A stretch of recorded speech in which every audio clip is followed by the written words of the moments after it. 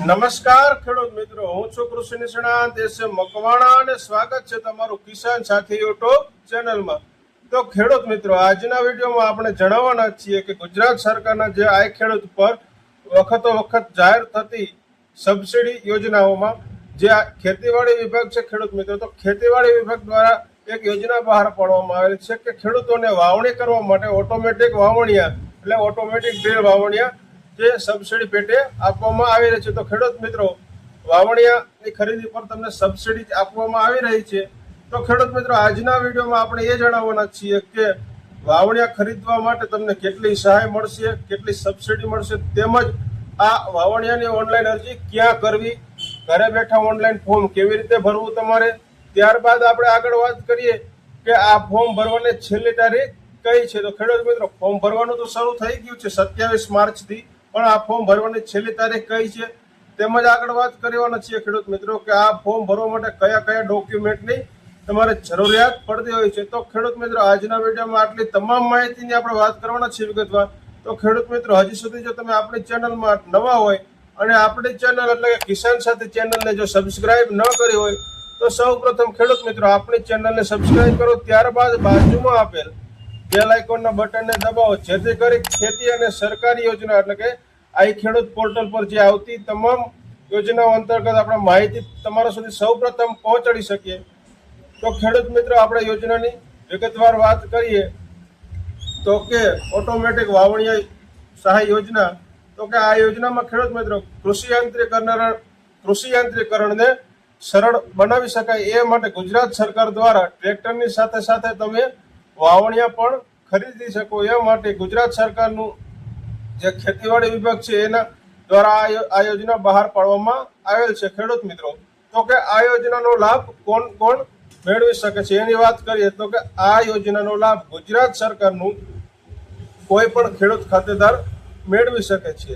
હવે આગળ વાત કરીએ તો કે સંયુક્ત ખાતેદારના કિસ્સામાં કોઈ પણ એક જ ખેડૂત આ યોજનાનો લાભ મેળવી શકે છે। સંયુક્ત ખાતેદારના કિસ્સામાં કોઈ પણ એક જ ખેડૂત આ યોજનાનો લાભ મેળવી શકે છે અને અન્ય ખેડૂત પાસેથી તેને બાંહેધરી પત્રક લેવાનું રહેશે। બાંહેધરી પત્રક એટલે કે બીજા કોઈ ખેડૂત ફોર્મ આ યોજનાનો લાભ લઈ શકશે નહીં સંયુક્ત ખાતેદારના કિસ્સામાં।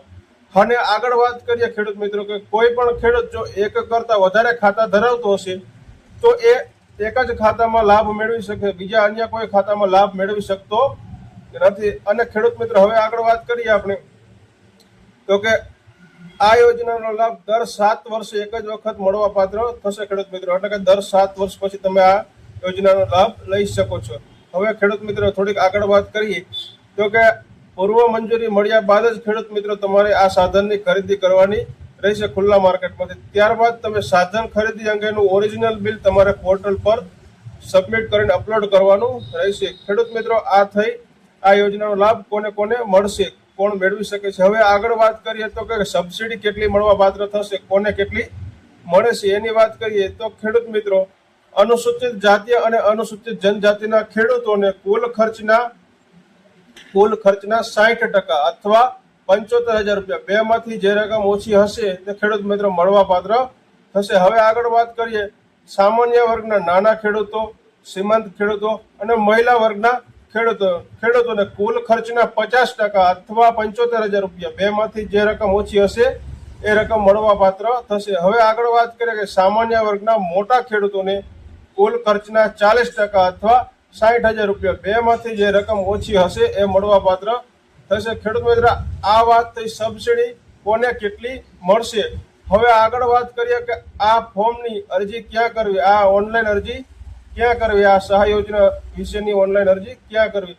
તો ખેડૂત મિત્રો, આ યોજનાનો તમારે લાભ મેળવવો હોય તો ગૂગલમાં તમારે જઈને આઈ ખેડૂત પોર્ટલ સર્ચ કરવાનું રહેશે। તેમાં આઈ ખેડૂત પોર્ટલમાં ખેતીવાડી વિભાગમાં જઈને ઓટોમેટિક ડ્રીલ સર્ચ કરીને તમારે તેમાં ઓનલાઈન અરજી કરો, એમાં જઈને તમારે આ ફોર્મ આખું ફિલઅપ કરવાનું રહેશે।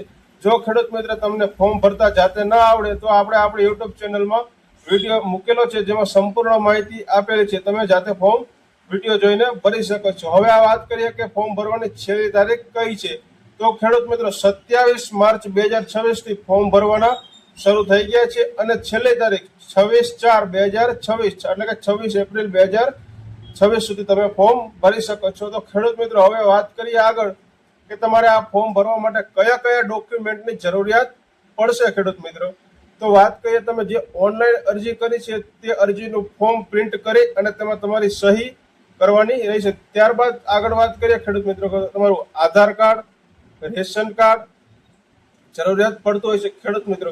તમારા જમીન અંગેનો 7/12 અને 8 આના ઉતારાની નકલ, બેંક પાસબુકના પ્રથમ પેજની નકલ, જો એ ન હોય તો રદ કરેલો ચેક ખેડૂત મિત્રો.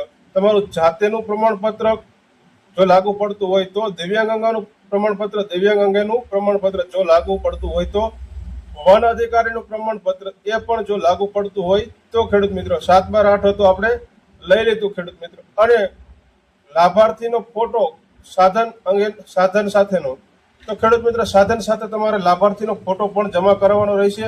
અને ખરીદી કર્યાનું ઓરિજિનલ બિલ, સાધનની તમે જે ખરીદી કરી છે તેનું ઓરિજિનલ બિલ પણ તમારે જમા કરવાનું રહેશે, ડોક્યુમેન્ટ સાથે રાખવાના છે. ત્યારબાદ તમારે આ ઓરિજિનલ ફોટો પણ એક સાધન સાથેનો રાખવાનો રહેશે ખેડૂત મિત્રો. તો ખેડૂત મિત્રો તમારે આટલા ડોક્યુમેન્ટની જરૂરિયાત પડતી હોય છે. અને તમારે હજી એક ડોક્યુમેન્ટ રહી ગયું છે ખેડૂત મિત્રો, ટ્રેક્ટરનું આરટીઓ પાસિંગ પણ તમારે જરૂરિયાત પડતી હોય છે. આટલા ડોક્યુમેન્ટની ખેડૂત મિત્રો તમારે જરૂરિયાત પડશે. તો ખેડૂત મિત્રો આજના વિડીયોમાં તમને માહિતી કેવી લાગી એ જરૂરથી કોમેન્ટમાં જણાવજો.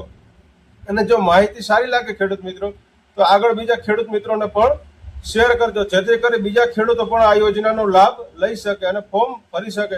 તો ખેડૂત મિત્રો આ માહિતી કેવી લાગી જરૂરથી કોમેન્ટમાં જણાવજો. જય જવાન જય કિસાન ખેડૂત મિત્રો, આભાર તમારો.